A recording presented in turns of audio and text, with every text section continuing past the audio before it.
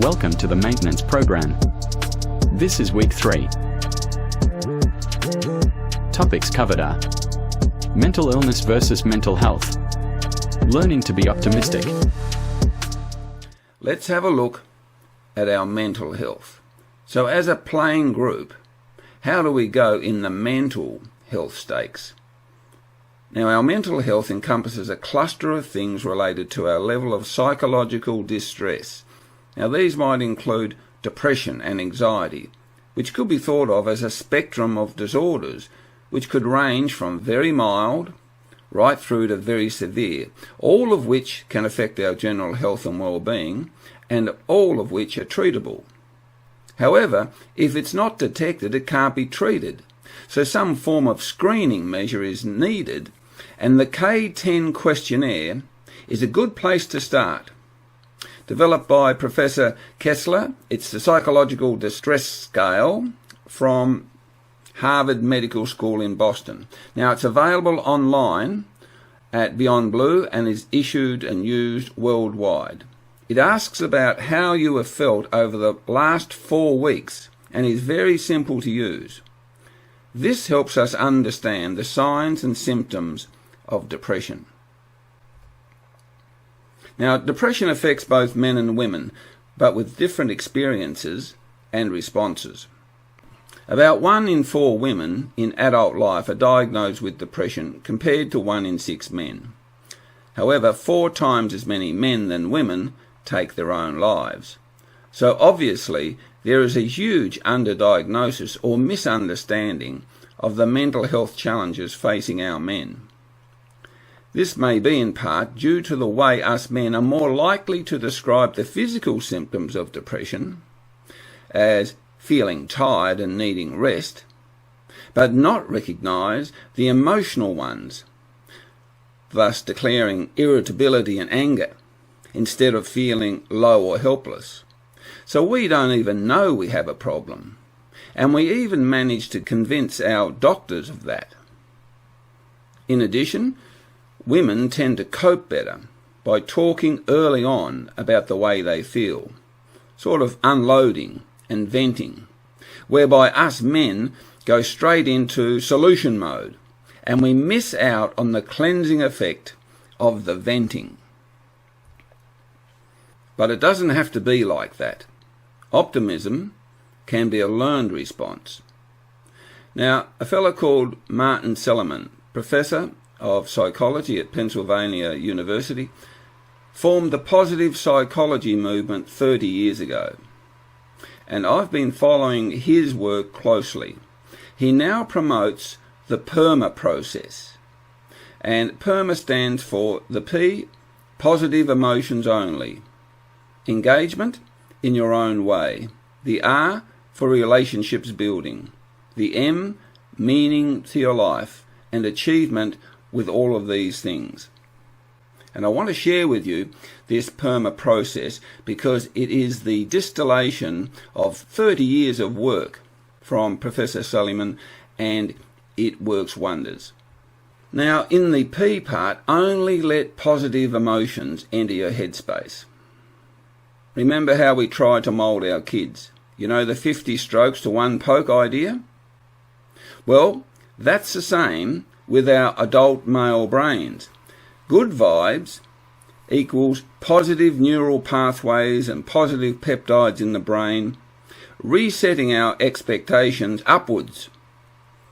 And negative thinking does the opposite, resets your expectations downwards, a downward spiral.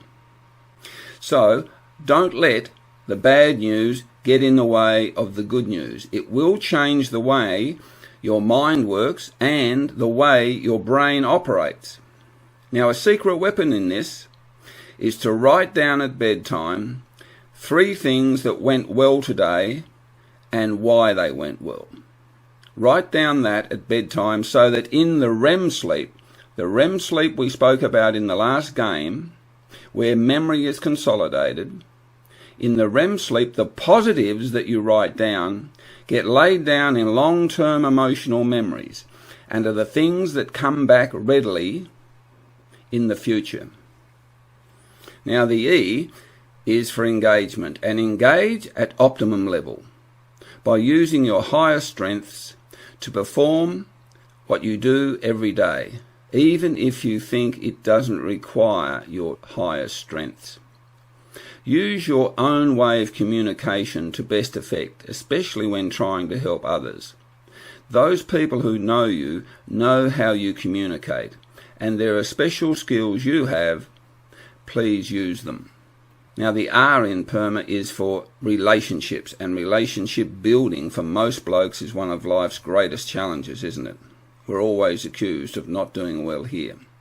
But once you get the hang of it, it is one of the most rewarding skills you can have. Healthy relationships are a protective factor against depression. Relationships based on trust and open communication are less likely to break down. So find someone you feel you can talk to and build the skill of talking about and sharing what's going on in your mind. Healthy relationships may still involve some level of conflict, but how the conflict is contained and resolved, that's the important thing. And of course, no relationship is perfect. The M for meaning. And meaning revolves around belonging to something in the world that is bigger than us and will be around long after we've moved on. And that thing is stronger because of what we did.